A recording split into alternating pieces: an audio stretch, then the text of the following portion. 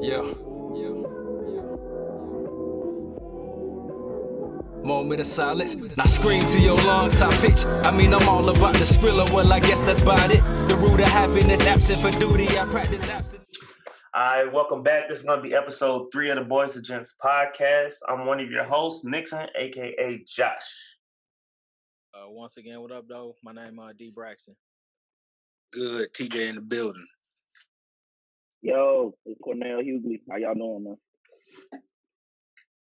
Kelvin Thomas. Hey, Brother Pat in his chest. So today we wanted to start off a little funny. Usually we start off with a couple serious topics, but we wanted to kind of start off a little funny and just let y'all give a little insight of pretty much how all our conversations go. DJ, go ahead and kick that off. So, I mean, you say funny, but this like serious subject to me. So I just wanted to know, you know what I'm saying, although most of us are in a relationship or somewhat of a relationship, so or have been in one at least. So have any of y'all got caught like while you out with your girl looking at another chick? Nah, that could be just looking, or you know what I'm saying, maybe she walked past and you know what I'm saying, got a you know what I'm saying, look, you know what I'm saying, was she dragging? Any of that? Starting with you, Hughley, you ever got caught? Yeah, I definitely got caught. I've definitely got caught in the past. But it's so funny, like, my reaction varies between relationships because it's been more than one, for sure. And usually it kind of tailors more so like, oh no, I wasn't looking like, oh no, I was looking at her shoes, like with a stupid ass excuse and shit. But most smart women, like as you get older, like they gonna be able to tell. And I feel like, in my experience, like I've been kind of lucky enough, especially like recently, to be in a situation where it's like it ain't that deep. It's like, oh, okay, well, yeah, you was looking, but you wasn't dragging. Like, so I feel like it's levels to the shit. Like if you like man, like, I'm lusting over that. Oh dang, that looking good. Then it's like a little petty. Like, come on, bro, grow up. But right. I feel like a little glance, like that ain't nothing, because she probably looking too. You never know. It's like, dang, you got a little rump. What about you, Kelvin? Nah. I don't think I ain't never got caught looking. Liar. Yeah, he was like, get the fuck I'm a liar. No, but hold on. Oh, sorry. No, I don't think I ever have. But I will say, my wife, what she'll do is she'll point it out. You know, say, "Oh, look at that," and I'll be like, "Oh yeah, it's cool," but I mean, she got ugly shoes. Yeah, you gotta give a negative. Set you up. You gotta give a negative. Right. You gotta throw like, oh no, she cool and all. If the people like that, but she got big feet. Hey, you got some jeans like that. That's exactly it. You gotta be careful, you know. Y'all don't sound like y'all careful, man. You gotta.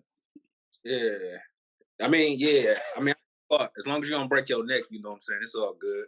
Like, you know what I'm saying, do a little glance. If you ain't doing one of these, you know what I'm saying, it's good. Oh, for me, I'm trying to think, because that first thing I like Kelvin.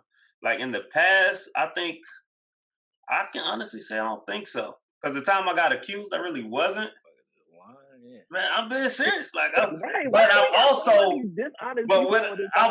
what I've learned though is like, if I see somebody, like I immediately know, like, hey, I'm looking to the right. Like if I'm walking with my girl and I can see her all the way down there, because I figure my girl already done spotted. I'm like, nope, this is set up. I'm looking right the whole time. So I know when she coming, it could be nothing to the right, but I'm be like, man, that's crazy over there. Just because I don't want to put myself in a situation, man, it's not worth it. However, I'll let you answer first, and then I have what I think women do. Because I think women do it more than guys. But facts. Wait, do what? Check out more the street. Check out everybody. Or both. Shit, I ain't gonna lie to you. For me, like, I done got caught plenty of times. But I mean, I ain't even gonna hold you. But we not on that. You know what I'm saying? So, like in past relationships where even though I don't have a whole lot of past relationships, it was just kind of like moving, sticking and moving or whatever. But in past relationships, it was like I was like, trying not to be caught or whatever. But like with me and Valerie when we got together, I was just honest. Like I was like, look, man, I liked the ass before I got with you. I liked your ass, and that don't mean I stopped liking ass, you know what I'm saying, afterwards. So I'm gonna look. So I mean, it's not, I'm not about to, like y'all said, break my neck, but I mean, if we walk in and, you know what I'm saying, it's a little quick glance, you know what I'm saying? But kind of like what Kelvin said, Valerie, she the same way. She gonna look too. Like we was in Germany, and it was this Cornell might remember this. It was this one, I don't know, it had to be before you left. But it was this new chick. They had like one of them commanders challenge type thing. And it was a chick out there. I'm talking about wagon. I'm talking about big old, I'm talking about crazy, right? And me and Valerie was about to go work out, and I had already seen her, and I just recently told her like I had seen her already, but I looked over to see if she was looking, and she had like mid conversation stopped and looked, and she like, damn. I was like, yeah, you seen that? She was like, shit, you can't miss it. But and like what bro said, I mean, women look the same way. I remember we had just got back to Lackland or whatever. We was on base. It was some dude running on base. I'm talking about dude had to be like 6'5", you know what I'm saying, being a straight up tool or whatever, running around, no shirt on, the little, special forces type shorts on. It's like, July, he running around. And I just knew she was looking, and I looked over and she was looking, but I mean, it ain't like all of a sudden like I'm the only person she ever seen once we got together. So but yeah, so we definitely, I definitely all the time. And I mean, even like on the show, like we got a little thing where I'll be like, if a chick bad or whatever, I'll be like, oh, that's babe. But I like make it like in a joke. But and it's strictly a joke, obviously, because I don't got no chance. Like Megan Good, I'll be like, oh, that's celebrity babe. Or if it's like some Instagram famous chick, I'll be like, oh, that's Instagram babe, like that type of thing. So, but yeah, did you had something else? Because I was gonna roll that into this next thing. No, go ahead. So with that, wait, hold on. I had a question though. Yeah. I said what I had to say. Okay. Well, I had a question though. Like, wait, do you feel like it's different when you married and stuff? Because I feel like in past relationships it was a completely different vibe than now. Like now that I'm married, it's like, oh well, it ain't that big a deal. It's like, and both of y'all kind of look and be like, oh, that's a connection right there. You feel like it's like that?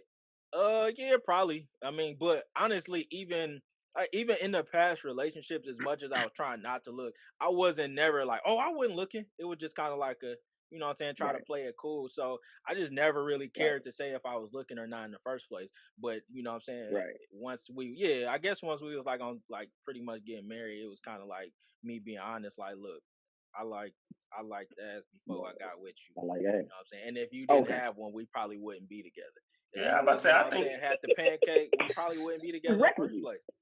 I'm about to say, yeah, I think so. Just because I think it's a different level of security, and at the end of the day, that's what people want.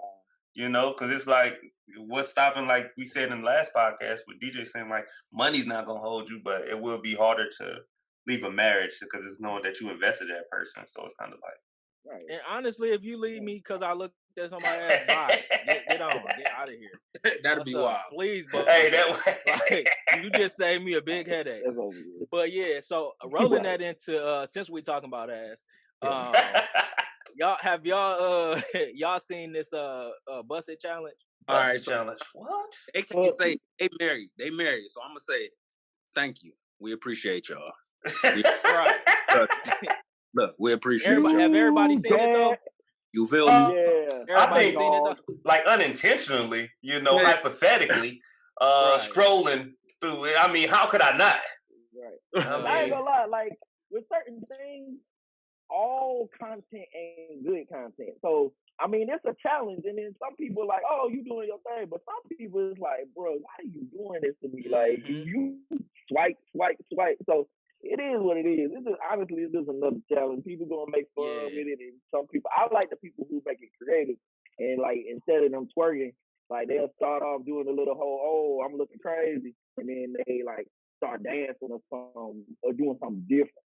Like Right. I like the originality. Nah, I hate that. I Yeah. absolutely Too like. much away Don't from the booty. hijack the challenge. Create your own challenge. Like, look, Working. I came here for booty. Like, that's so Booty annoying, warrior. man. Just like with the dudes, and if don't nobody know what the busted challenge is, go ahead and Google it. But long story short is basically music come on, the girls is in sweatpants, and then when the beat drop, they drop down and they like all dressed up, makeup done, nice little dress on, and doing a little dance or whatever. Obviously, it ain't nothing showing, and it just what I'm saying, girls finding a reason to put on makeup and wear nice dresses. Yeah, So that's especially basically in this what it COVID. is. Yeah. You know, So COVID that, entertainment. but the funny part, what I hate when people hijack challenges, because I saw somebody was like, dudes always gotta steal something. So I guess it's dudes who stole that challenge, and instead of like them, they go from sweatpants to a suit. But the issue with that is, did you listen to the lyrics to the song? Because the lyrics of the song start out saying, "I think my butt getting big." Why would you go throw on a suit to that? Like, you know what I'm saying? Like, why would you? Right. It's just some challenges dudes got to stay away from, and it's definitely one of them. Right. Yeah, I think I they agree. should definitely. Yeah, I ain't even know dudes was doing that. Yeah, this is my Yeah. first time. I didn't believe it either until I was on Twitter and I seen somebody say like, "Y'all dudes always hijacking the challenge," and I was like, "Man, ain't nobody doing it." And then I clicked on the thread and somebody, y'all think I'm lying, and they posted, and a dude came stumbling in like some sweatpants or whatever, and then the Sean Chain dude like came in a suit. I was like, "Dog, Hey man, shout out please my go fathers find for not something doing to do." that because I would hate to have to unfollow you. Oh yeah, it wasn't one of my followers. It was somebody talking about it. Yeah. But yeah, Right. that definitely would have been Right. the end of our friendship. Right. But yeah, Protect your thread, DJ. I see you, you bro. feel me? Hey, Right. Yeah. I will Who- say though, like one thing I learned about this busted challenges, I actually prefer women like before they dropped. I like that natural look. Not when they Okay. make it look like mad dusty, but like the natural hair, the natural like Hair Yeah. tie chilling with no makeup on. yeah, Nah, I actually enjoyed it before that beat. put Hey. that makeup in that So dress so on. you brother Kendrick. put that makeup in that dress Hey. on. Okay, brother Kendrick, I need you natural. Yeah, I don't mind. I do like a natural looking chick, but for the Yeah. challenge, put that makeup in that dress on. Put that freakum dress on. I'm not trying to. Hey, TJ, you with the pink sweatpants? Most of the befores rather than the afters. I was. hey, TJ trying to get chose right here. Yeah, I'm about to Right. say because TJ if done I'm threw being his bandana honest, on. the ones I have Plug seen, your number. I have not Plug your seen number, no TJ. good. Who of us, who's gonna be the first dude to do the challenge? What The challenge? dude person. I can guarantee you it ain't gonna be me. Yeah, I but I said don't do what none of the challenge. I It's- I wasn't have doing none of faith them. in all What we my talking friends. about?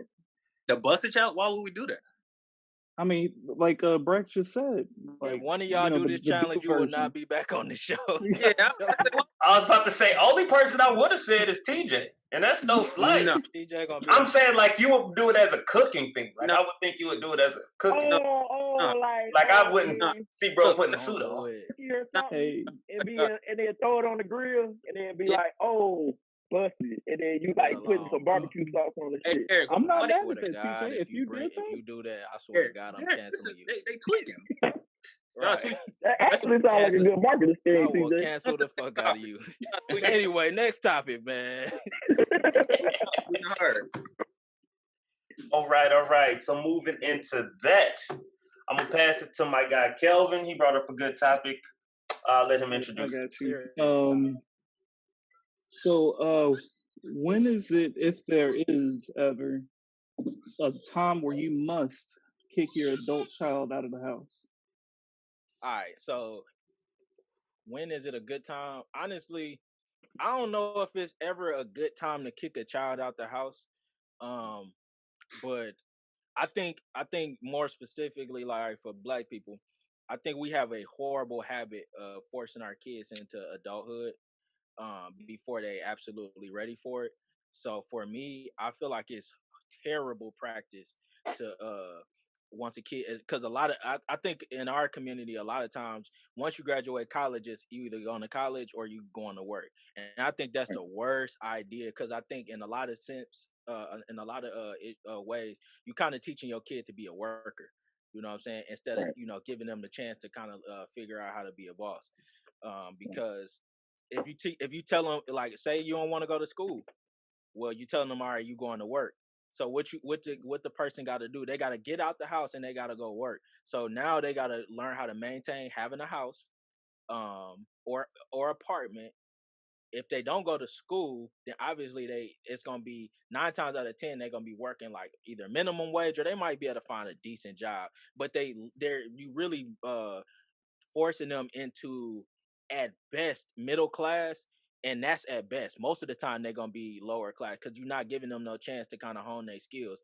So I think it a lot in a lot of sense this comes down to being a active parent in your kids life early on, because that way you don't get to that point. You know what I'm saying, you finding out your kid like to be like medicine, so I'm pushing you towards that. You know what I'm saying, my kid is more, you know what I'm saying, into music, you know what I'm saying, playing the piano, and so everybody don't got to be a rapper. Maybe they executive producer, beat maker. I'm pushing them that way. So when they turn 18, it's not like, oh, what you want to do. If your kid turn 18, you asking them what they want to do with their life, you probably didn't already failed them. So I don't necessarily know if it, unless they just completely bumming it and they don't have no, and you done have multiple talks and I just don't see. I don't see if there's an appropriate age. Yeah, I like to piggyback off that for real. Like, I agree with your track of what you're saying. Like, I don't really feel like there is an age, and to like piggyback off that, I feel like typically when you raise your kids to have their own aspirations and their own goals, that kind of take care of itself, because like they're gonna be chasing their goals and chasing they dreams at a certain point, to the point where it's like you don't really have to kick them out. They'll move out on their own. They're like, hey, pop, I got this, and this lined up. I want to get this apartment. I want to do this. And that goes with what DJ was saying with the active parenthood. It's kind of like making that conscious effort to talk to your kid and be like, hey, all right, you have these goals and dreams. What are you doing to get there? All right, how can I help you? Type thing. Exactly. Now, granted, if you got a kid that's bumming it, then that's a whole nother situation. Like, you can deal with what you can deal with as a parent. Like, if you got a 28-year-old kid and he ain't doing nothing and he ain't showing no track to do something, then that's up to you whether you want to kick them out or not. But I feel like the kids themselves would kind of take care of that based upon their goals, their dreams, and what they trying to do in life. Yeah, it's about setting up generational wealth, man. Um, yeah, I think we have a bad tendency of kind of like Brex just said in our community about setting our child up, like not setting them up for success, meaning that it's just a never ending cycle to where, all right, you're 18 or you're at adulthood, it's time to put you out. And then just so now that child can start at the bottom, lower class, and then build up to finally middle class. And at that point, now they have their own family, and then the cycle just starts over again, and their kid's going to go right back. So we're always starting at the bottom. When if we kind of help them set up a base, you know what I mean? Whatever that means. If that means, all right, you can stay here, so you don't have to worry about paying for bills, uh you can use your extra money to now kind of set you up a base, so now you're not starting at the bottom, starting at least at the middle and moving up from there, and each step going further and further up. And I saw a video, I thought it was real cool. Uh a female said that her father told her that none of the kids, I think she had two siblings, none of the kids could buy anything that the other child wasn't able to get, meaning while they're an Mm-hmm. adult. So now everybody, the whole family moves up together. So even at a point where, all right, the 18-year-old son, or whether he was 22 or something like that, if it was time for him to move out, he moved with the sister. So now, yeah, I mean, they just helped out internally together, and they all just moved up together like that. And I thought Yeah, that was real cool. And I mean, that's something that we're trying to do over here. yeah, that's a good point. Team effort. Like out here living in San Antonio, I see like the other ethnicity population, like a lot of them actually live in a house together, like a lot. Like it'd be like 8, maybe 10 people. I think honestly, I think black people should do it more like that. Now you're gonna need your space because you don't like all of your family, but getting a house, a nice house with like a $2,000, $3,000 a month rent, you know what I'm saying? And it's like what, 6, 8, 10 adults, like y'all all put that in a pot, you know what I'm saying? You will get more money at the end of the day, and you will be able to uplift the whole family, like Thomas was saying at the end of the day. And I think that's more of how it should be, rather than 18, get the fuck out. Cause like, I mean, shit, that's why me and Derek, I mean, well, we ain't have to get the fuck out, but that's why we joined the military. I mean, we was 20 and we were just like, you know what I'm saying? Have a conversation like, yeah, let's make shit happen, you know? Bro, that's actually a good point that you bring up. So that bring up this question that I got for y'all. So, like, let's say that you are in a situation where your kids are living with you and they have goals and stuff, and they want to get out, but you may disagree with the fact that it might be too early That's a good because of what y'all just talked about, trying to question. build the generational wealth. And Mm, let's say they're in college, they want to go to a dorm room, they want to experience their own life. What mm. would you say to your child who wants their own freedom and wants to experience that, but it kind of contradicts the whole, like, oh, well, let's build something together? What would you say to I that? mean, I think that's still building.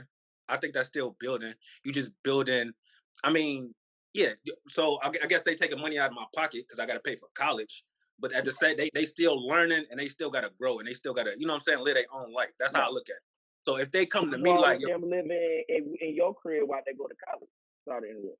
if they want to stay in my house while they go to college, my Not if child, they want to, but I'm saying like just the idea of them staying in your crib while they go to college. Like, I don't. but they don't want to, but you feel like, oh well, shoot, that would be better. Would you just leave that choice up to them, or would you like kind of try to? Uh, I don't know. That's like a financial question because like Uh, if I had the means, like I would let them live their life. That's just like how I am right, with my women friends. Like I let you live your life. Like your life is your life. Like I know it's different because it's gonna be your child, so you're gonna try to like direct them as best as possible. But I feel like sometimes you gotta let your child bump their head if that's how you feel fit. You feel me? So yeah, Yeah. I That's agree. it right there. I mean, you got to let them. Try, tell them the pros and the cons, basically. But at that point, they're Yeah, an adult. If they yeah, want to step out and take that chance, go. Hey, by all means. yeah, Yeah, and on top of that though, I don't even think that that's a bad thing if they want to yeah, move out Yeah, and live on yeah. their own. I Mhm. think the right, the bad thing is making them think that they don't have that's the only choice if they R- don't do what you want them to do. You know what I'm Exactly. saying? Because it's right, stuff to be learned from that. And I mean, you know what I'm saying? I'm not saying turn into the ATM machine, but I mean they need to know. I think it's important that they know like regardless of what's going on or regardless of what avenue you take, we gonna figure it out because when I go, I need you to be able to stand on your own too. You know what I'm saying? And if you can't, then I failed you. But it's a lot of people that think all I have to do is get you to 18. And I think that's the general idea of a lot of families. I just have to get you to 18. Now it's your time to figure it out. But that's not true. right. I mean, to our kids, we owe everything to. A lot of people think, oh, I don't owe my kids excuses. I mean, explanations. I don't owe them nothing. All I gotta do is put a house over your head. I was like, I mean, if you want to be a bare minimum as person, yeah. And Right, if you don't want yeah, your kids to succeed, sure. But I think you owe your kids everything because they didn't ask to be here. You know what I'm saying? Like, I think you owe your kids an inheritance. I think you owe your kids, you know what I'm saying, as much knowledge and power that you can give to them, not, you know what I'm saying, make them think like I got you here. You should be grateful, because that's why a lot of people out here they don't go to their parents. They go through stuff, they depressed and all that because their parents making them feel like they're like I'm doing you a favor by letting you live in my house. Like, are you really? You brought me in here. You brought me in this world. I think you should at least hold me down. Like, I mean, there should be now a sense of entitlement is different from just saying like, yeah, I think the minimum is like giving you some food and stuff. Like, you know what I'm saying? I should still be trying to impart some type of wisdom, some type of, you know what I'm saying? Everything that I can, as long as it's contained and making them understand the reasoning behind all of it, because we don't know when we going. So like, that's why I say you don't put your kid out there and think that they just going. I mean, some people do swim, some people Yeah, sink, but I feel like if you throw your kid out there to sink or swim, don't start trying to take credit when they win. You know what I'm saying? Because they had to learn that on their own. You know what I'm saying? I'm here, like, at least for my son. As long as it's breath in my body, I got all the advice, all the, you know what I'm saying. I'm gonna let you stumble sometimes, but that don't mean I'm about to have you like, well, hey, don't come to me because you 18 now. Like, that's irresponsible. I don't think you win yet, Josh. Did you get yours yet? No, no, I was just sitting there taking it and thinking. my bad. No, you good. I was sitting thinking just because like the situation was different for me since I had a kid at 15. So it was Mm. one of those things. Yeah, I Wow. started working 2 jobs, but like my family still held me down. But once I had a kid, I'm not gonna lie, like I was very strong headed to thinking like I'm an adult now. Like you're not about to be Right. telling me like I got a kid. So it was things that I was trying to do. They were still trying to guide me, but it was one of those things that I wasn't listening to my parents. Although, because in You my wasn't mindset, receiving. it was kind of one of those things of they kept telling me like, "Hey, this is how this is gonna happen," because I've been where you've been. I was like, "Nah, you couldn't have," because it's different. Like because I refuse to understand like you live the same things like or had the same opportunities. So for me, and then going on to that, when I got 18, like I had got married. So my dad, he came to me, he was like, yo, like one, the way I did it was like I didn't even tell my parents. Like we just went and got married because I was trying to come into the military, and at the time they wouldn't let single parents in. And so I was just like, I bet. And we were still staying apart. She was still staying with her parents. I was staying with mine. And my dad was at the same time like, once he found out, was like, yo, you got a whole family. You can't play house in my house. And like that made me so mad. But it wasn't until like I understand it now. Like because at the end of the day, he knew since I was 15, like I had already felt like I was a man. So I was, he still wanted me like even at 17, like when I had graduated and about to be 18, like he still wanted me to be like inside at a certain time. And I was like, nah. And then it was like kind of raised, well, you can pay a bill. And I was like, nah, this ain't my house. So instead, they still helped me get my own place. My dad helped me get a job working with him, making good money, so that we wouldn't bump heads because I knew we would bump heads. But it did teach me a lot because, like, if I could go back, I would definitely handle the situation different and go about it different ways so I could try to come up out on top. Because I used to have the mindset because of how I was raised, like once you get 18, like my job done. Like it's either school or start working like I did. But then like after like having long talks with you, DJ, just hearing what y'all said now, it just that would be the worst decision I think anybody could ever make. Just because like y'all was saying, y'all kind of forcing them into like basically the bare minimum. Like Cause think it's about, my bad for no, go interrupting. ahead. Think about your mind state at 18 to you now about to be Yeah, 30 years old. Yeah. Like to an extent, you ain't Okay. know your head from your ass. You know what I'm Yeah. saying? To be honest, you know what I'm saying? So it's like, Well, how do I expect my child to go out there and really, like, if I would have gone into the military at 18, I probably would not have made it. You know what I'm saying? Because I wasn't, you know, I would say it was a maturity, and it was definitely an attitude adjustment I had to make before I went into the military. Cause TJ will tell y'all, anybody, before I yeah, went into the before I actually like fixed my mind and know I was going into the military, I was an angry person. You know what yeah. I'm I saying? like dog. This he gonna get me killed. I swear to God. Like we be at the court. Like I'm talking. I'm a ride, but I'm like, dog, he's gonna get me killed, bro. I would be like, fuck. Yeah, I mean, so with that, I would hate to not be able to provide guidance to my child just because I feel like, oh, you 18 now, or make them feel like, oh, well, I don't want to hear his mouth because he's gonna be talking to me like I'm not an adult. You know what I'm saying? I do think, yeah, at a certain age, it's hard to be an adult in your parents' house. It is. It's damn near impossible at times. But that doesn't. I think I think that's kind of because of the old school mentality our parents had. Because oh yeah, you're not an adult. Don't come in my house at a certain period of time and this and that. And it's understood, but at the same time, you wonder why your kid ran away from home and didn't come back. Because you tried to make him feel like less of a man, and you should have been encouraging him to be a man. We wonder why kids are so passive now because you spent 18 years trying to beat them into submission.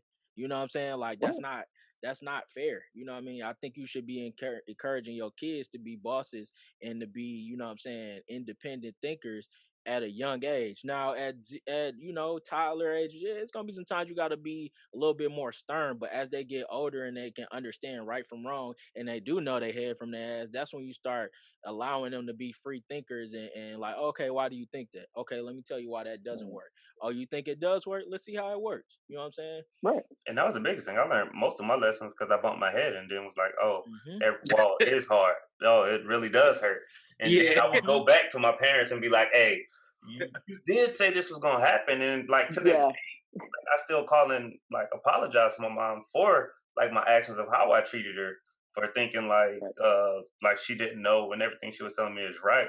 So I'm hoping with my kids that the goal would be to let them stay as long as they want, as long as like their mindset is right in my mind. Like mindset is productive. Like I just don't want you like in the room just chilling and you don't have a plan. Like that's my biggest thing. And that's why I think not about to be in my house smoking weed and like brownies and stuff. You like just, chilling. No. Like because I would like to think, like I was telling Kelvin the other day, like I would like to think like it would have been dope to come out of my parents' house like not having bills really. Like if I didn't have a kid, I would like to think I could add a minimum of $10,000. Just that startup, it doesn't makes me feel so pressured that I have to make money immediately. So I'm gonna take the first thing smoking, which most of the time is gonna be fast food because it's fast hard, and then you just get in that habit. And it was like once you see that, you like, oh, and then people will be like, oh, if you stay here long enough, you can be the manager, and then you can retire. Yeah, like no one like so you get like people do what's comfortable for them, and it's easy to get comfortable. And that's the biggest thing is just to get comfortable with feeling uncomfortable. But I will say one thing on this topic. Now that I think about it, my sister actually, and I used to feel some type of way because I went to the military, so I left. I was we was 20 there. 21, yeah. 20. Well, I turned 21 in basic. Yeah, 20. So 20. Oh, 21. Yeah. Left. Yeah. So yeah, my sister stayed with my mom until she was 26, and I used to think like, what the fuck, you know what I'm saying? But I will say that was the smartest shit she ever did, bro. Because 26, like by the time she moved out, she was good financially. Shit, she didn't have to like start off with a place with an air mattress. Like everything was already like knocked out, bro. So I would just say, take that, learn from that. You know what I'm saying? Move in that type of way, man. For real.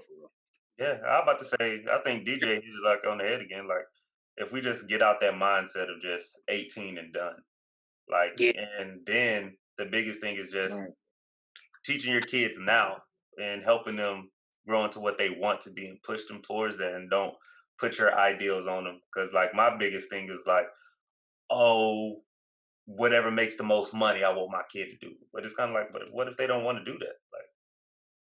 Like, and they're just gonna be miserable and unhappy. Mm-hmm. I will say I didn't expect us to agree since we don't ever agree on nothing. Yeah, we don't. Oh, you thought we was gonna be like, hey, the kid's gone. He is gone. Honestly, I expected you to say that, Kelvin. Honestly. No, he'll say Demi can stay and Dame. Yeah, I say he got a baby girl. I don't think that. Hey, that's facts. Dame, hey, he out of here at 18.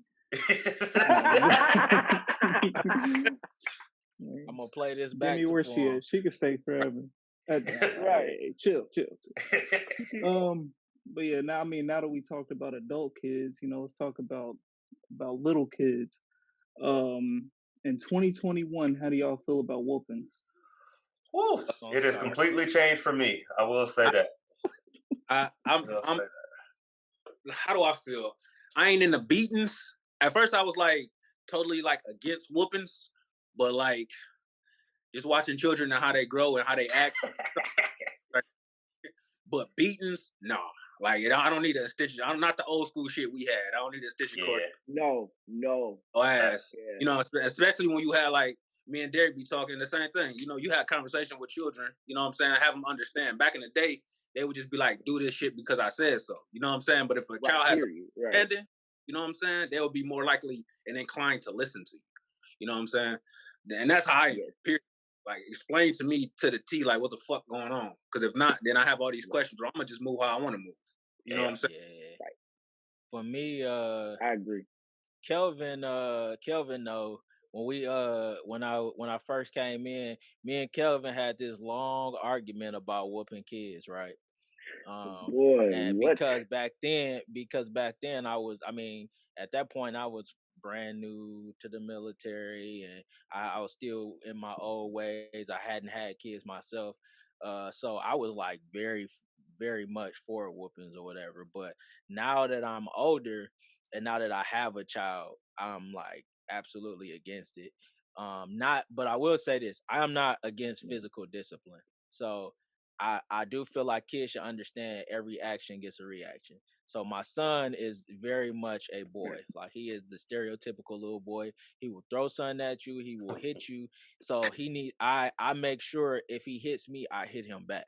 I'm not about to punch you. I'm not about to I'm not even gonna use force.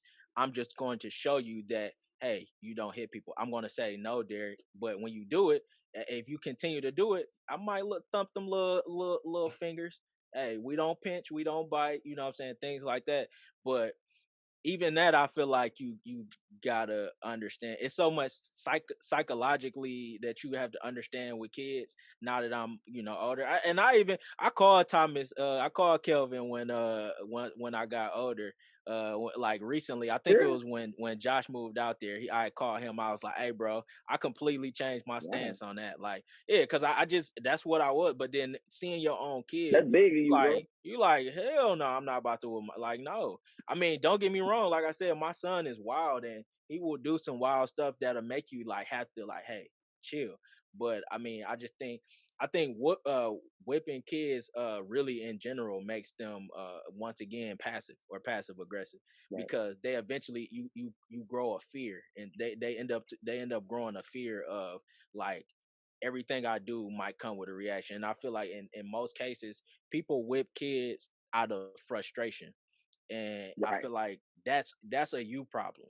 You know what I'm saying?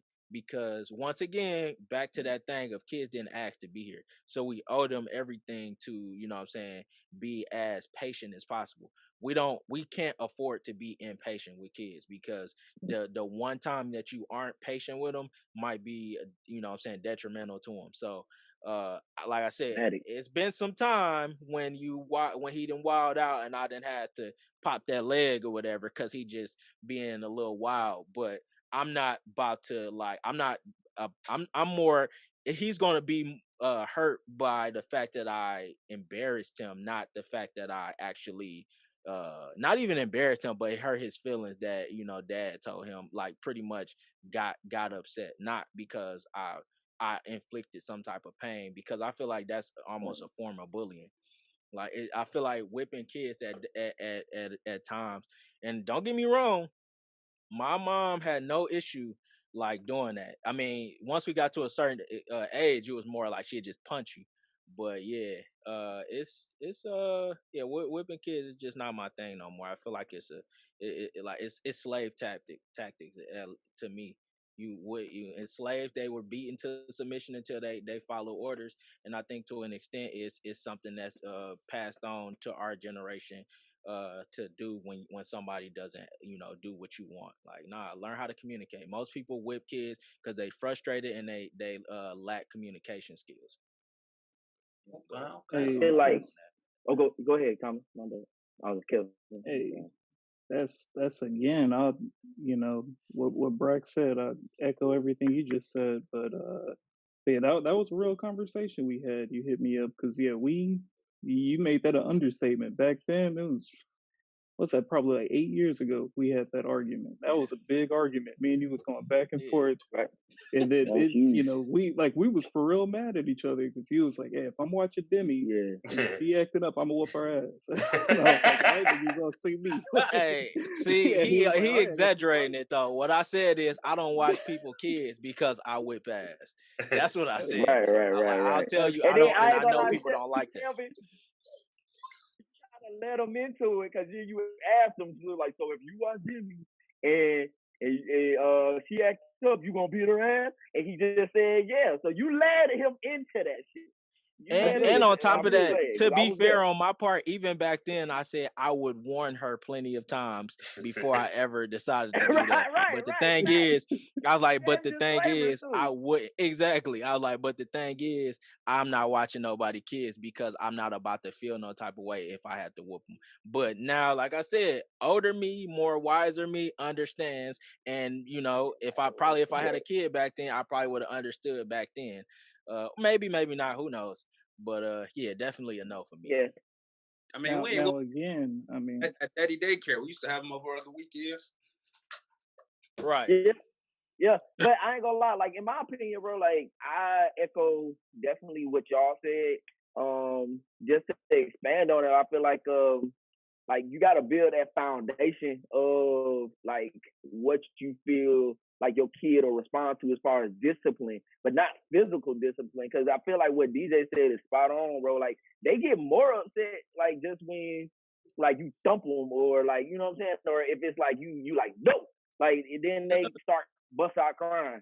So yeah, I feel like you should you should like layer that foundation early, like and kind of do like a thing like the reaction type thing. Like, okay, if you bite me, I'm going to bite you back. So you know how that feels. You see what I'm saying? Like, so it's like if you have it's concepts. I feel like it's all about concepts. It is every reaction is met with an equal and Demi. opposite reaction. So you said so if you have anything that happens, you know what I'm saying? So something gonna happen to you. And so when you become an adult, you realize, oh, if I do this, then this is going. No, in all honesty, man, like I just feel like you should build that foundation. So I agree with what y'all saying, man. Like you shouldn't like, and I agree with TJ said you shouldn't like beat your kids. Like little thump here and there ain't bad. Yeah. All right, but Josh. yeah, Come y'all on, done? let's hear it. Yeah, Let's right. hear Josh. oh, Y'all done? Let's listen to Ike Turner Oh, yeah. over here. Right. oh, Josh before like yeah, I'm gonna before F them before up. he go and make me mad, let me I mean, as far as, I think two things. Whenever you whoop a child, they're inconveniencing you more than they're doing something bad. And that's the whole thing. So it's more of you being impatient than the child. Um, so I think that, and I think we got that mentality, like you said, Brax, from slavery. So that's just something on us to be able to talk to them, more, express it, whatever that means, better than just, pulling out a belt. Because I mean, again, where did that really get us? You know what I mean? That Exactly. made us more what? If anything, that made us more violent. That made us think that it's okay to hit somebody, to do harm to other people, and that's not cool either. That we're teaching other kids, our kids, and everything. So yeah, but yeah, again, I think we got that mentality just passed down from generations of slavery. Yep. But yeah, but go All ahead. right, Yeah, like you Nixon. said, Ike Come on, Turner. Ike Go Nixon. ahead. The crazy thing is, Yeah. I agree with y'all to an extent, like, cause I don't whoop Aiden anymore, even though I be wanting to. I'm not gonna lie to you. I do the talking thing more, but I've learned that, kind of like with me, because like I know for me personally, because I became a parent at such a young age, like I could only go off of what I knew. and how my parents had me. And it was kind of things like, hey, I turned out good. I know right from wrong. So this is like, let me do the same exact things. But with that said, like, I can say I've never whooped Shara, like my daughter, just because it was always that type. Like, I went into the same way my dad used to do me. Like, my dad, I can count on one hand how many times my dad whooped me. If anything, it was always my mom trying to give me whoopings. Because my dad was just more of like, he would use his voice. Like, if anything, he would just look at me. And I knew it was like, hey, no, please whoop me. Say something. And then, like, he would go into punishment. And it was like, all right, cool. You just staying in this house. You're not going out. Like, to me, I would rather get that whooping and so it can be over with and I can, like, go on my day. Because it was like, I felt like everything happened while I was on punishment. Every time, like, soon I got on punishment, it was like, hey, we having a basketball game over here. It was like, oh my God, and can't go. And you go to ask, and that would make him more mad. Like, okay, so you really gonna ask? And so with me having my son, hey, yeah. So trying to approach it the same way, because again, like, it's consistency. Like, we thought, like, if it worked for my daughter, then I feel it'll work for my son. With my son early on, like, he was so much like me, it aggravated me to the point where it's like, yo, why you ain't listening? Like, and then it got to the you out of your son. Yeah, pretty much. And it was kind of like, because I know he did things on purpose. Like, even now, with him being 6, like, he know right from wrong. I ain't gonna say he know to the fullest extent, but he know, like, Aiden, if I told you, for instance, just now, he said, hey, Dad, can I get a piece of cake? My wife had some, like, she bought the little cakes, cut up red velvet. It was like 6 pieces in there. I go in there, it's 1 piece left.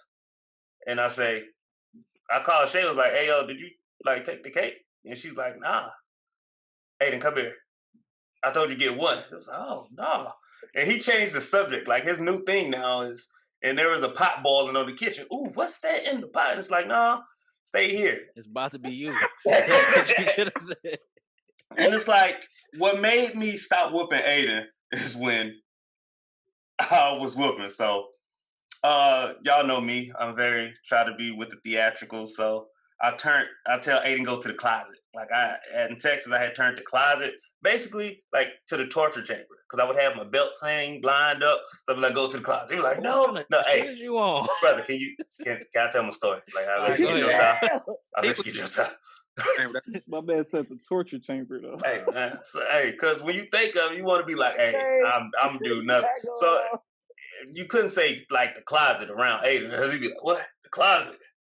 So he had got in trouble at daycare, of course, like normal. And so went up there and like, even when I did with him, it was like, I get the bell, hit him 3 times. Bam, bam. Not hard. Because I know how dramatic I was. And I know he gets there from me. And it's just like, oh my God, he trying to kill me. So I got the belt, boom, told Aiden, put your hands on the wall. Nah, I gave you chances. No. I hit him.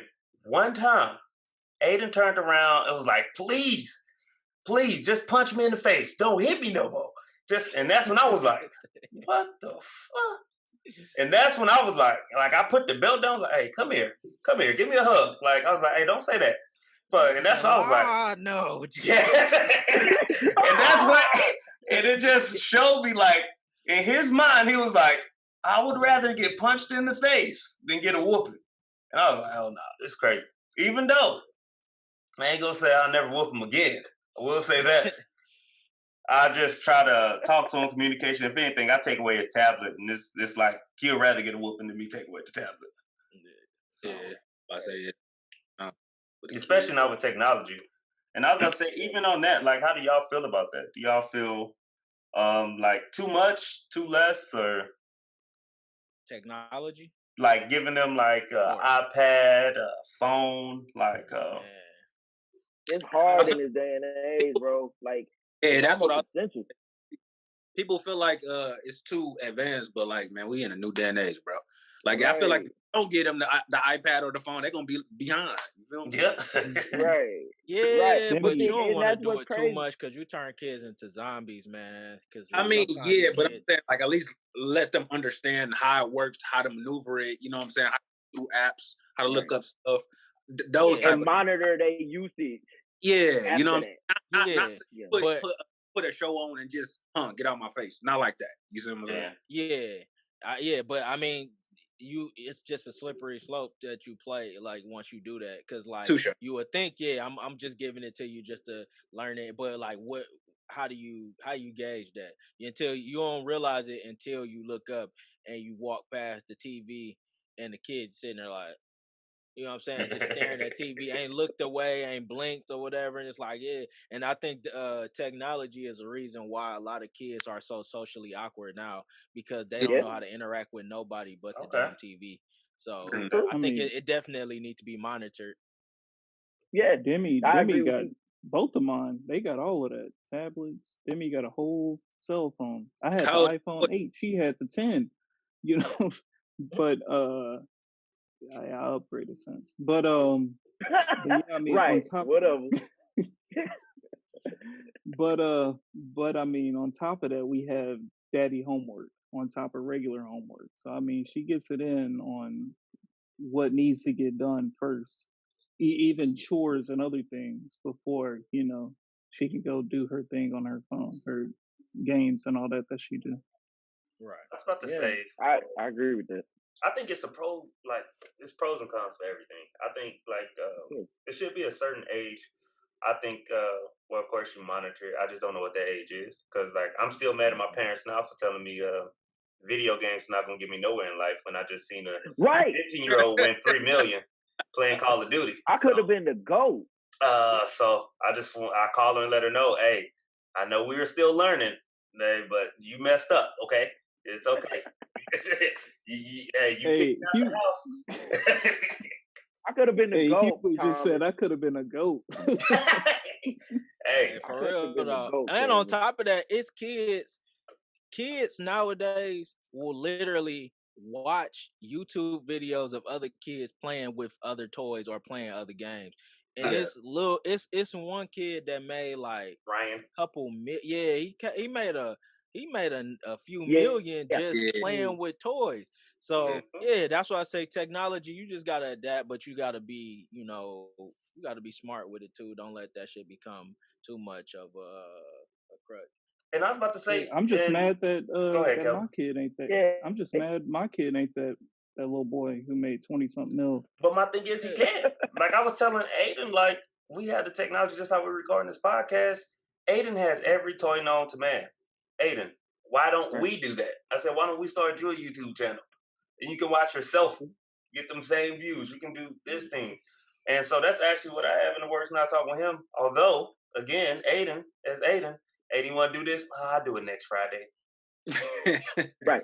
Okay, brother. I like that. I like the way he specifies. Play with the damn toy. Hey, I'm not gonna lie to you. I'm not trying to make the same mistake as my parents. Okay? Hey, he tried to. You want to play?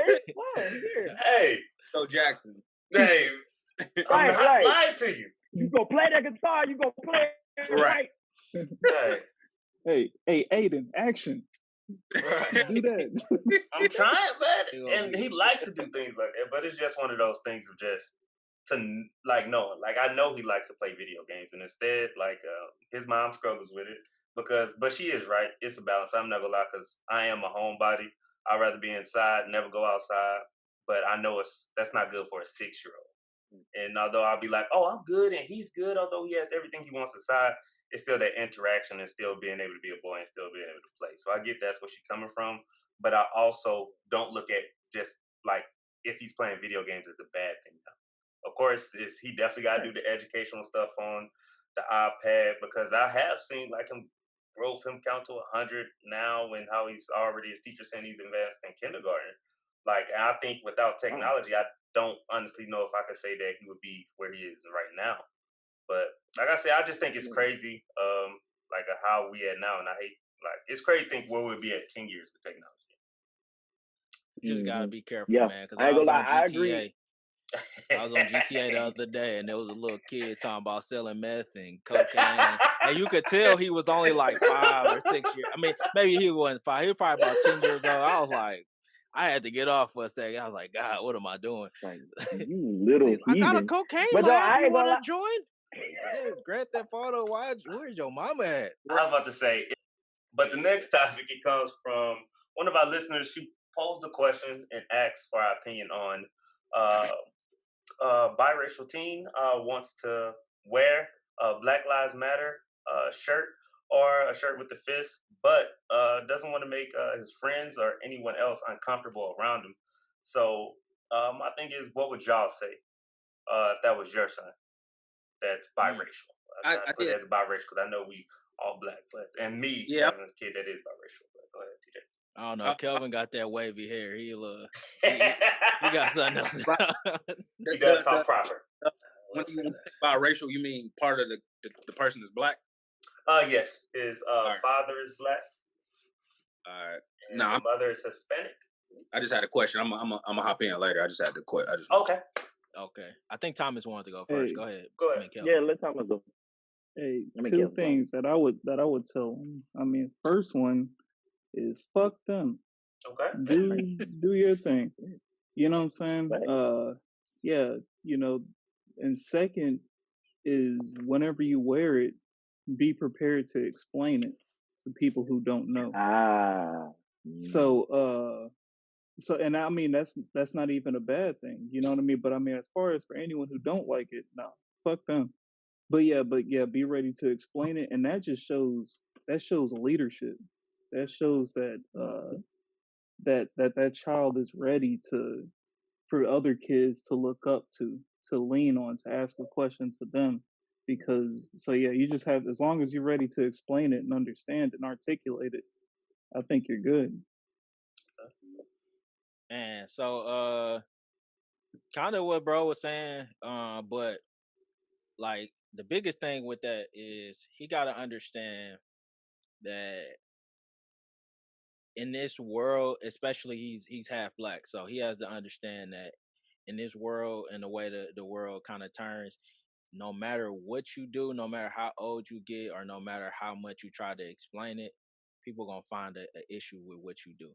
You know what I'm saying? That's not necessarily Right. even black things, but like him being like, honestly, in this one, him being biracial has nothing to do with it. You know what I'm saying? He's a kid who wants to express himself, um, and he should feel empowered to do it. And kind of like what bro said, like I feel like in my life, the way I've been able to kind of walk around with my chest out is I define what's cool. You know what I'm saying? Right. When I used to, you know what I'm saying, live in the urban areas, or you know what I'm saying, or the hood, or whatever you want to call it, like I defined what's cool. So like I never like tried too hard to fit in with nobody. You know what I'm saying? And in turn, a lot of people just genuinely mess with me. And that's why you always, with me, a lot of people, they either really love me, like they rock with me, or they really don't like me. Because I define what's cool to me. You know what I'm saying? If wearing a beanie is cool to me, I'm gonna wear that joint. I don't give a damn if it's the summertime.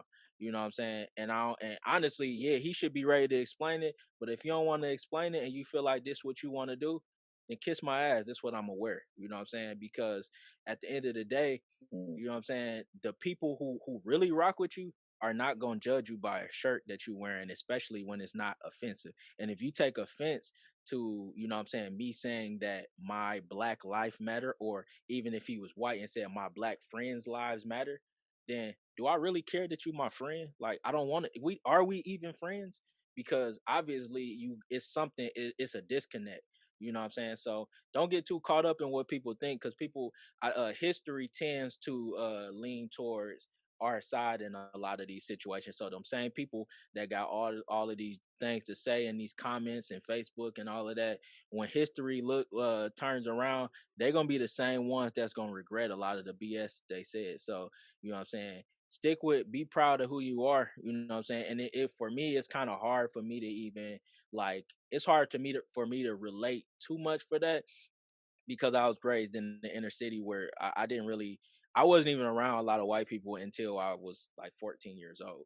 You know what I'm saying? So being proud of being black and all that has always kind of been a thing. You know what I'm saying? But I understand you don't want to be pegged as aggressive or pegged as the angry black guy or the person that's always pulling the race card. But guess what? People going no matter even if you the most passive person alive, the moment you lash out and get upset when somebody getting loud with you, you still gonna be painted as the angry black guy. So be unapologetically you is what I'll say, because people gonna respect the unapologetically person in the long run, or unapologetic person in the long run. That's I say for me, it's Yeah. I can really relate just being from Mississippi and like graduating only 13 black people out of like I think it was like 150 or something like that, and which was the most we had like in a long time. But like even like in from junior high on, like I'll say my school probably had like one race war like a year, or just black people versus white people. And like that's what I looked for. Like going into high school, like I was like, yo, I can't wait. Like I was picking spots. Like, hey, it was gonna be against the wall. So I respect him more. I ain't gonna lie. Yeah. I respect him, the young man, more just because like he doesn't have to, you know? He could be like, nah, but the fact that he wants to. I feel I didn't have a choice. Like it was already chosen for me because I had my cousins and like I said, I already knew how the people around me felt. So I knew it was kind of like, forget them. I knew they only liked me because I played basketball. And if I wasn't playing basketball and doing things for them, then I'll be just another statistic. So I would tell, and like I told her, like I would tell them, you never tone yourself down for anybody. Never. Mhm. Because that's the biggest thing. Go ahead. Tell I mean, I just wanted to clear something up. I mean, when I say explain, like, Nah, I yes, respect what you're do saying. that if you do definitely. I mean, yeah. I'm not going off of anything you said. I just want to, make it clear. Uh, definitely do what you want to do. If you want to explain it to someone who wants to understand, a little white kid or something like that, who don't see it from that's not in their family to explain that to them, and you want to educate someone else, to make an ally for the future, what have you. That's great. But if not, feel free to. You do not have to do that. Let them figure it out on their own. That's not your job to do that. But if you want to, yeah, by all means, be ready to. Uh, TJ. I would just say, shit, be proud of who you are. And I mean, not necessarily, like bro was saying, if you're not even black, you just want to support it. I mean, shit, support that shit. And if they don't fuck with you, shit, don't fuck with them. And that's pretty much what I got to say on that one, man. Yeah. Strong boy to the point. I was about to say, Cornell. Yeah. This ain't got really anything to do with my answer. But how old is the kid? If you don't mind me I asking. want to say he is between the ages of 10 and 12. Oh, okay. I was just curious, but honestly, in my opinion, obviously, I agree with everything everybody said. Like, you should definitely unapologetically be yourself. Just speaking from my standpoint, I came from a family who was very, very, very pro-black in a time where it was like, yeah, like they was like Alabama, like civil rights movement, like not to name drop, but like Selma type stuff, Martin Luther King visiting my uncle type stuff. You know what I'm saying? Like, so they was all about it, right? So, but with them being like that, I was taught to first educate yourself. Like Kelvin said, educate yourself about what's going on and what movement you're being a part of. Because if you don't educate yourself and you just wearing stuff to wear stuff, then I don't necessarily agree with that ever. Now, granted, should he explain himself? That's completely up to him, like everybody else said. But definitely know about what you're wearing, for sure. That's one. Two, I feel like as parents and as well, the kid not so much, but the kids should understand the concept of unapologetically being themselves. But I think parents should also understand, and this may be an unpopular opinion, understand based upon the environment that your kid is in, the backlash he may receive, and whether that may be necessary or not. Not saying you should tailor yourself based upon other people's thinking, because that's completely wrong. But I do feel like you should err on the side of caution, and that's why I kind of said, what's his age range? Err on the side of caution with the results of what might happen just from him wearing a t-shirt. And because I know my parents would express that to me, they'd be like, okay, you want to express how you feel. Black Lives Matter. Boom. I get that. What is the cause and effect of you wearing that t-shirt, right? I would understand that, right? And then they would ask, okay, is it worth it? And it's not like a negative or positive thing. They just want to ask. And if I say yes, then by all means wear it. But I feel like you should definitely understand the consequences of what you're doing before you do it. Just like, I know this is like a crazy example, but with Dr. King marching, he knew some dogs was probably going to get sucked on him. He knew he probably was going to go to jail that day. Was it worth it to him? Yeah. So he did it. So it's simple, but I feel like you should definitely have them understand the gravity of the situation and help them to understand, like, it ain't just a t-shirt. It's not just a t-shirt. So definitely be yourself. Wear it if you feel like that's what's the right thing to do. And I commend that young man for him wanting to do that and him even having that in the thought process. But also understand, okay, is that something that you really want to do? Because that's to a lot of people, that's not something you can take back. And a lot of other people's parents teach their kids to hate.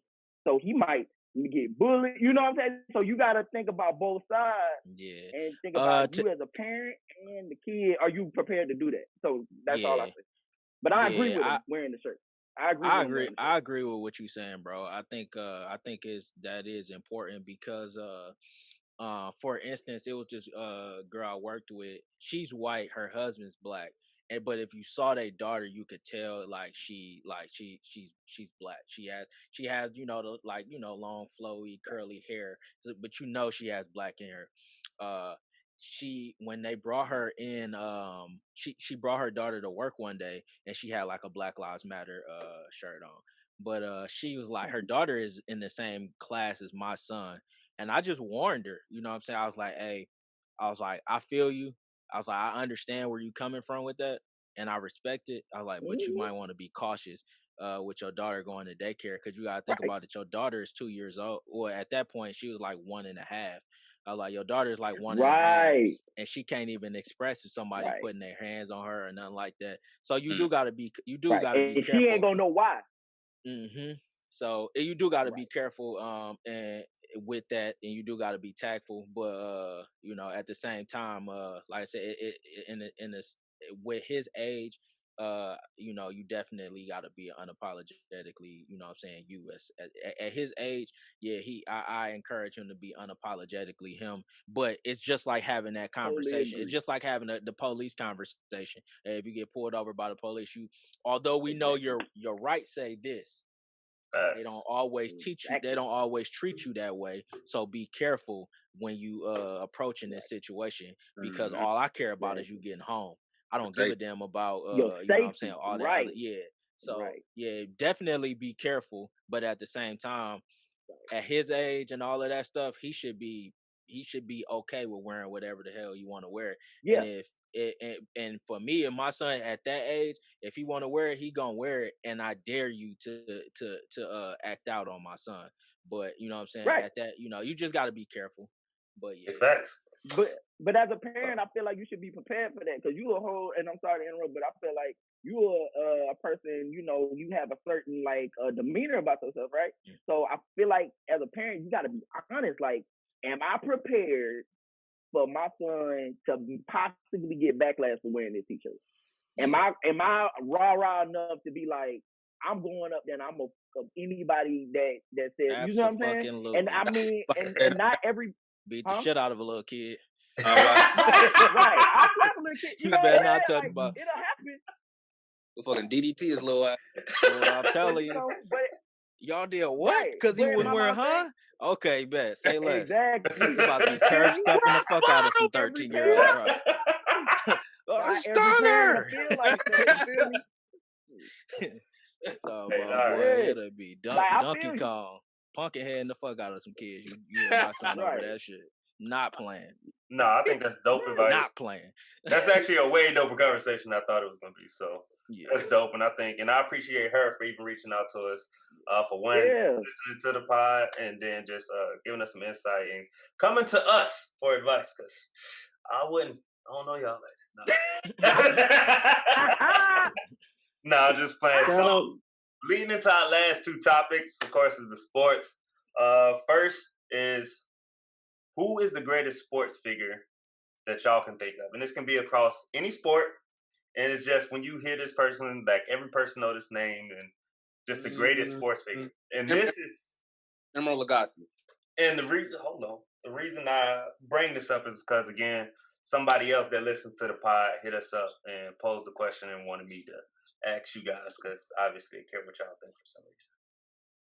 You said so when you say figure, you talking about their sport, like how great they are on their sport, and then also like just media wise, if you just say that person name, everybody know who they are. Yes, sir.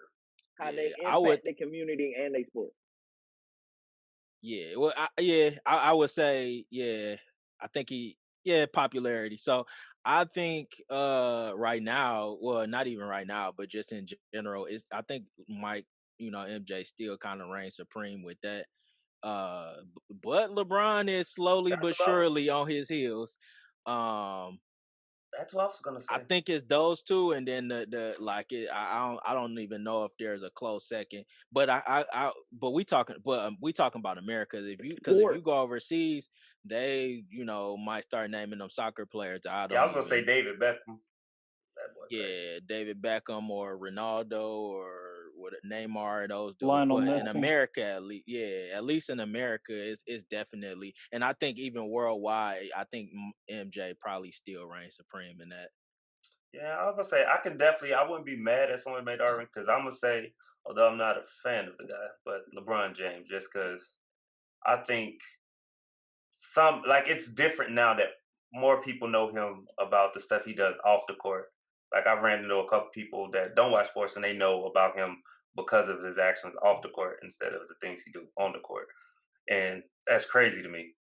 Like, it's like, when you reach that type of success. Yeah. Kelvin, who do you think? Kelvin. I mean, we talking all time, right? Yeah. Whoever you think of. Yeah. All right. I think Jordan 1, like Brack said, LeBron's right on his heels. LeBron might have passed him already, I'm not sure. But I think number one, I could be wrong, but I think number one, Muhammad Ali. I know you like was he's gonna say still, I was about to say that, bro. Okay. Like he's still, like even people feet. who didn't watch boxing, you know what I mean? Like in Russia and other countries, they know what Muhammad Ali is, you know what I mean? So I think he still might be number one. Okay. Hey, that's a good one. Not mad at that at all. Damn. I'm mad. Hey, I ain't gonna lie. That's why I be trying to look. I be like, shit, what's the topics? I'm gonna go and get what I say. For his blackness, but I think I think Ali more for his blackness and who he is probably is a super popular figure. But I'm telling you, if you go overseas and they be like, Michael Jordan? Michael Jordan? Right, they gonna think you Michael Jordan, right? But I feel like not playing like him. Like it's kind of racist. Same, but different. But different. We can't get into that. Damn. Why did I say that? Hey, got a clip. Okay. Okay, you want to play games? I owe you. No. But no. He definitely don't play like him though. Like, you know how he came for me about how I be coaching. You can see. Hey, we definitely gonna talk sports. We're gonna talk about personal sports at some point. So I'm gonna hold that one. Hey, but the funny thing is how we just said, hey, don't do it. Hey, that is the worst feeling when you know you said something against somebody that can really roast you. Like, hey, nah, bro, I really take it back. Like, for real. Like, she, like, Like I just know that feeling. Like I ain't never had to like when it comes to DJ and TJ. Like you really got to be like, is the joke worth it? Like that's what you got to have. Wet throat, I'm coming for you. They don't go. Like they ready, man. But I ain't gonna lie, like On your ass. to go off of what Kelvin said for real. Like and I know DJ said it was kind of more of his blackness, but the reason I feel like because we talk about the greatest sports figure, period, right? Yeah. The reason why I feel like Michael Jordan, he's up there for sure, but I feel like I don't want to say gets disqualified, but he gets an asterisk because of what he didn't do for his people. Like you see what I'm saying? Like he is more of a person who like kind of dips and dabs into just being Michael Jordan. Like I'm just like, oh, I play basketball, woo, woo, woo, woo, woo. But I feel like a sports figure affects his community way more. And I feel like Muhammad Ali, like he affected not just black people, like people of all races, like know, like float like a butterfly, say like a bee. Now, granted, it's the younger age might not know him as much, so I might gravitate towards. I'm teetering between LeBron and Muhammad Ali, but I feel like LeBron might have overtaken Jordan in that aspect just because what he does for the community is so positive and so many people know him. And yeah, overseas they know him too, but like I feel like Muhammad Ali might take the cake, maybe. Just because, I mean, but Jordan, he sells shoes, he do his thing, but his positive impact, I don't know how much positive impact he really has on the community. Motherfuckers in China don't give a damn about how positive Muhammad Ali ass was. If we they talk just look about at them, look at them Jordan. Michael Jordan? I'm telling you, man, go over there to Germany. But no, Michael Jordan. Jordan. Kobe more popular than Michael Jordan overseas. So what we really saying? In China, he's more popular, but I would say in Asia. Asia take up most of overseas. What do you mean? So I'm talking about, but what's name is very, very popular in Asia as well. I think he's more liked. Kobe is more liked in Asia, but I think in general, probably more popular, bro. I don't travel. I see you guys are I'm telling well you, versed in traveling. MJ is a. We've been places. Right. I went to Africa. We're flyers. I get it. The motherland. Went to the motherland, right? Africa twice. So the last topic, I'm gonna let brother DJ bring us in against this fierce fight against brother Kelvin. Kyrie. Yeah. Man. So how do we even, man? Let's see with Kyrie. So all right, so the Kyrie situation. So first of all, now that everything has kind of unfolded with the Kyrie situation, Mr. Kelvin Thomas, you watched his interview? I did, and he was like Okay. this the whole time. Oh yeah. I just need yes or no answers, though. For the people listening. Hey, when somebody already know what they about to say, no, don't go into it. Just answer what I told you to. And for the people that don't understand, so for the people who don't understand what's going on, so basically, Kelvin is very much on Kyrie Irving's side about the whole way he's handled his leave of absence from whoa now. I wouldn't go that far. What the fuck are we talking about there? That's definitely what you did. You was on his side. And all I've said, what I've said is, although I respect Kyrie's, philanthropic, if that's the word. I think that's the word. His for being pretty much his things in the community. It's somewhere around there. I think I said it right. Anyway, y'all get where I'm coming from. Yeah. Although I said I applaud him for the stuff he's done, I just thought what he did, the way he's gone about it, as far as leaving the Nets and not really saying anything to anybody, it was in poor taste, and which he should be still like as much you can't skip past all the you can't skip past the good stuff he's done, but at the same time you actually do have to say like, nah, bro, what the fuck are you doing? Yo ass, you either, if you taking a stand, then tell us. You should like tell people that's what you, because how do we even know that you taking a stance besides you just being quiet? And I think his demeanor in that interview kind of explained that he probably realized that he was being a diva in this situation. But Kelvin, what do you think? I mean, that last thing you said is probably the case. But my thing is now how he handled the entire situation, Kyrie, that is, it it wasn't professional. It wasn't even right. Like it um yeah, there's ways to go about it, and if he would have told his superiors who make less than him, most of them, I mean, yeah, if he would have told them what's going on, then yeah, that's the proper way of doing it. However, I think he's looking at it as I make more than y'all. I'm obviously more important to this organization than y'all. So I'm gonna do things my own way. And I dare y'all to do something about it. Y'all So not he's a gonna fire diva. me. I'm one of yeah. I mean, so I'm y'all aren't gonna do anything against me. Y'all need me more than I need y'all. I'm one of the best at my craft. Not really. So is he not one of the best point guards in the league? I Uh, mean, Yeah, I but they mean, got so James Harden now. yeah, I yeah, he mean, one of yeah, the he's best not if one of we the saying best on this top 10. team. If we saying top 10, yeah, he definitely one of the best. Point guards, he's top three. But No, he's not.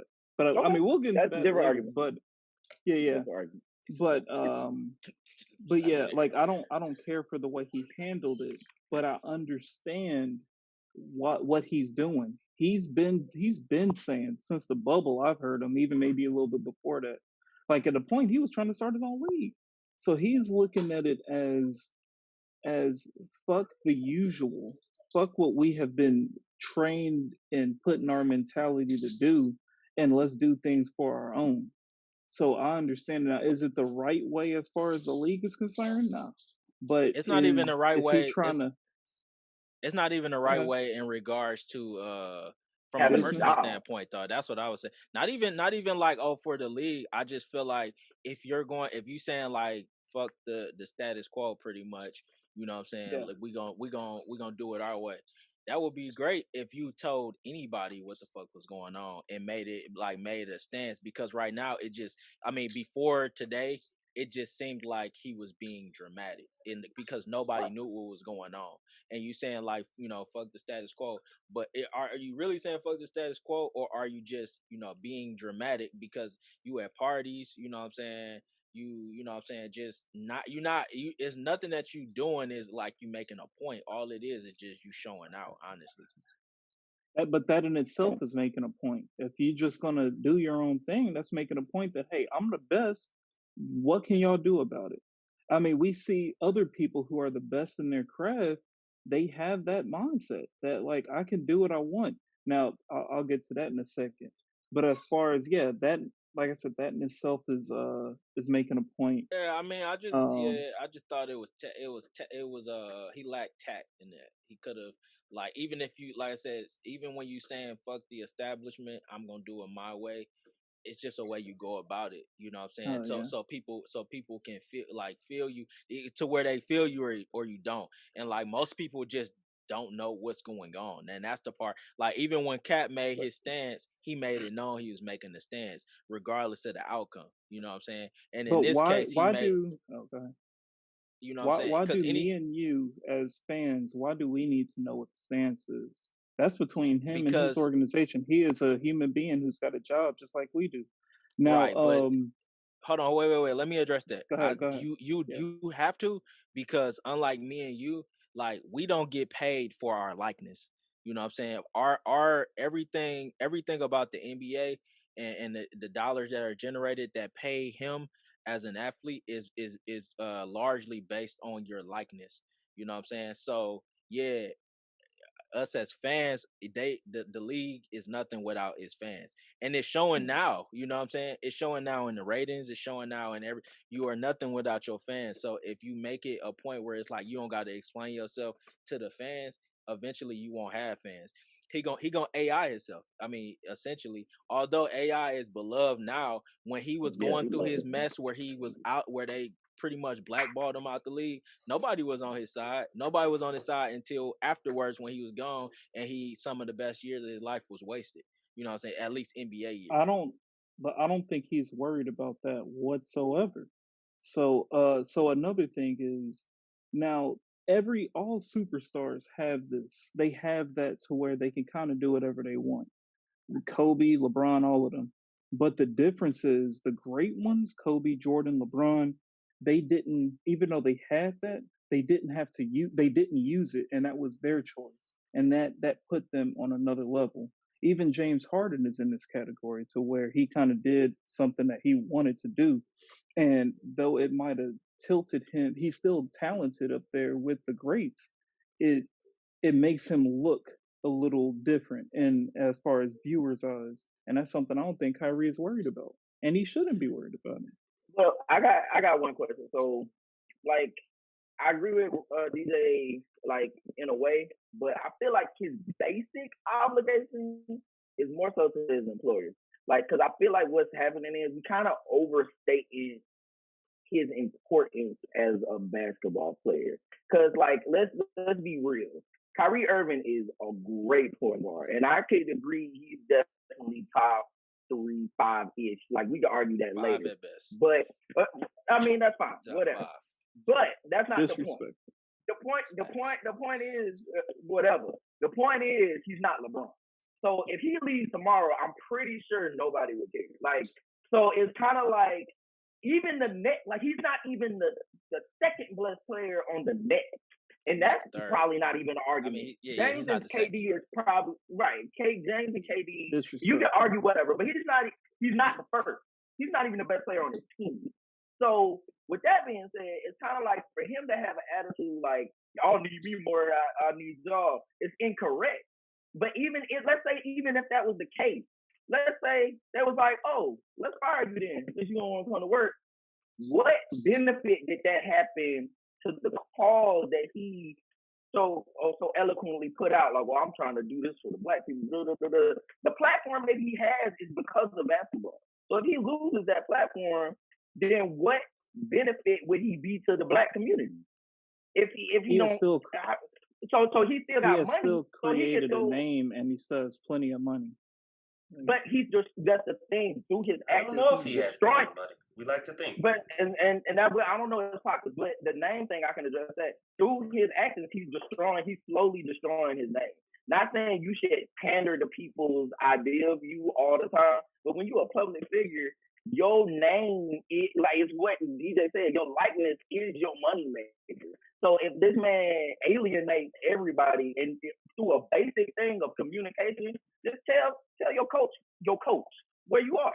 Like, hey, coach, I ain't feeling it. I need a break.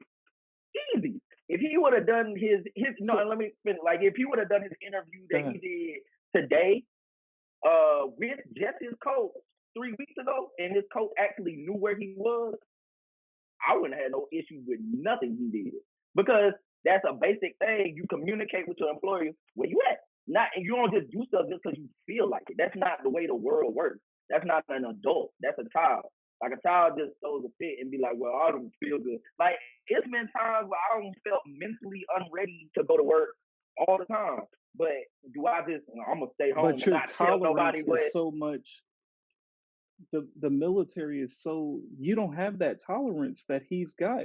If Kevin Porter Jr. did the same thing, kind of like he did, and look at how quick they're ready to put him out. But Kyrie Irving, through his talent, built the tolerance through the league, not just his team, through the whole league, that they can accept some things, some baggage that he brings along that they even already knew about. This ain't nothing new that Kyrie, as far as his mindset is.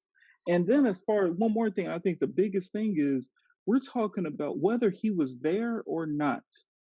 As far as they get, whether that means they get to the finals, win the finals, get to the Eastern Conference Finals. I'm arguing his communication. I know.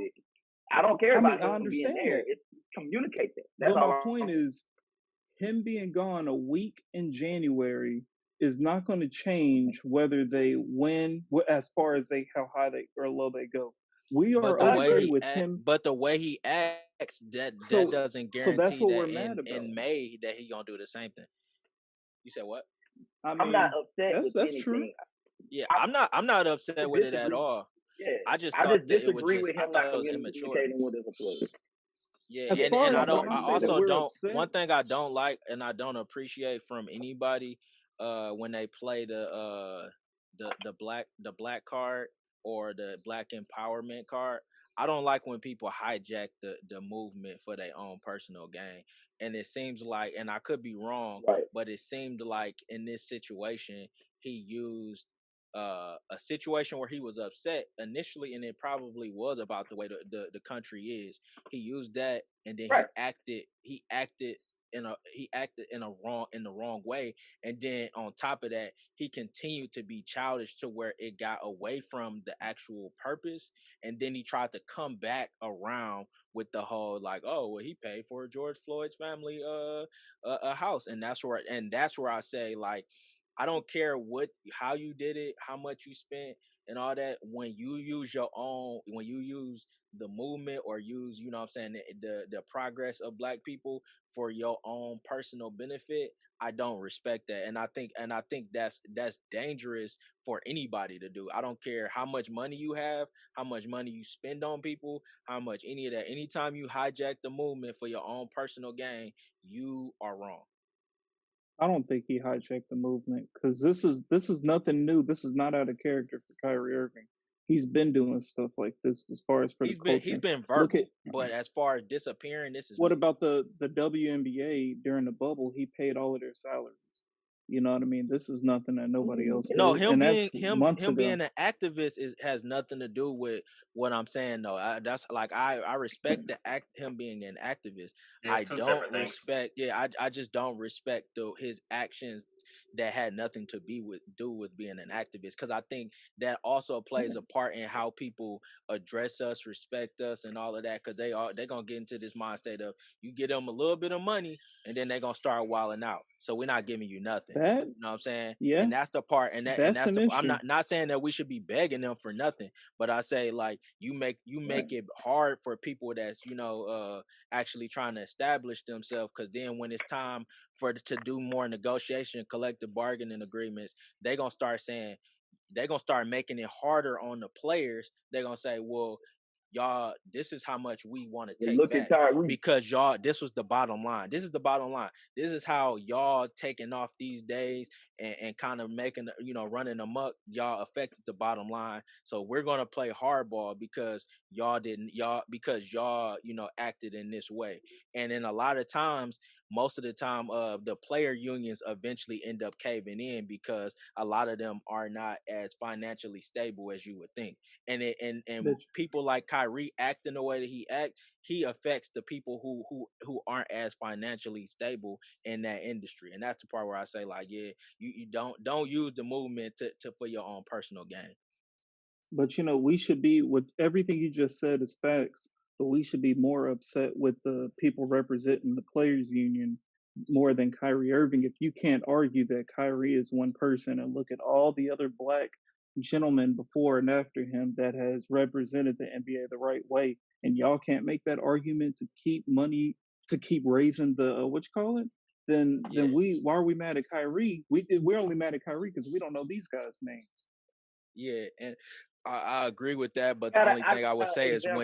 the only thing I would add to that is, when you say that you're a leader and a representative of the players, and he has kind of like, stamped himself as one of that, you do speak for everybody to an extent. Like, it's different if you just that kind of, you might be a star. Like, if James Harden, it's a reason why James Harden didn't get the same backlash. He got backlash, but it wasn't Right. geared nowhere near, because James Harden not looked at as a leader of He's the not as NBA. He just popular. looked at as a star.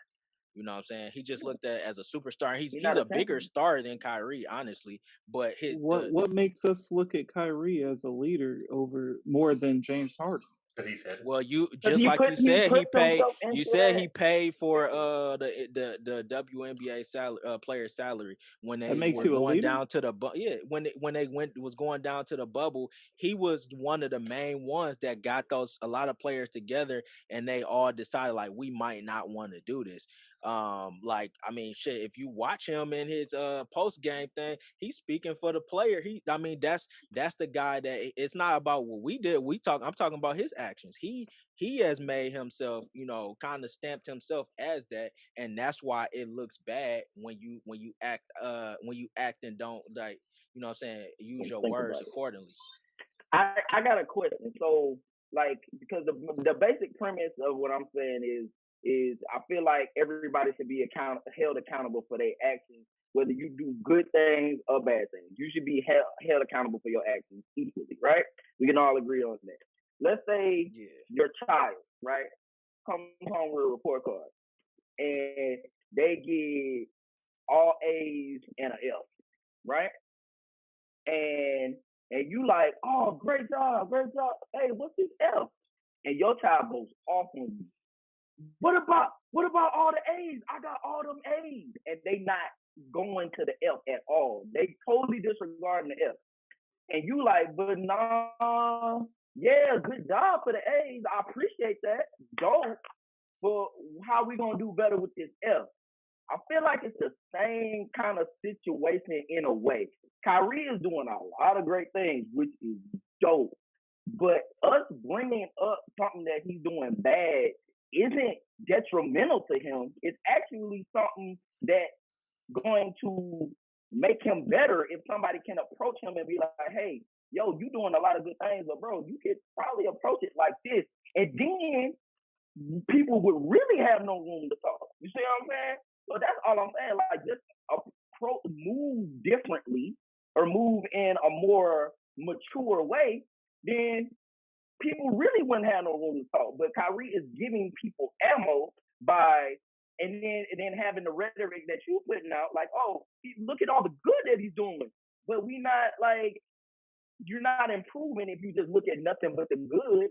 You have to look at some of the negative traits. Why you gonna mock that man accent like that? I ain't trying to do that like that. Look at all the good he does. But no, I meant that in a you know what I'm saying? Kelvin? Like, I wasn't trying to do it like that, though. Nah, it's funny. I was just watching, like, it's fun just watching Hughley, because you can tell, like, he's been trained to be a pastor. Brother said, and what we gonna do is...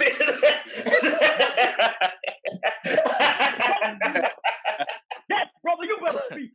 Hey, but nah, man, good topic, guys. So, in closing, hey, it's been another episode. Please, thank you guys for listening. If you're listening on the DSPs, if you're on YouTube, please like, share, subscribe, comment.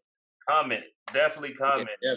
Follow all of us. Like, follow us. Yeah, I'm about to say I'll drop I'll put everybody tags down below in the descriptions. Just click those and follow us, comment, hit us up on anything, and just let us know if you have questions. Hey, again, love.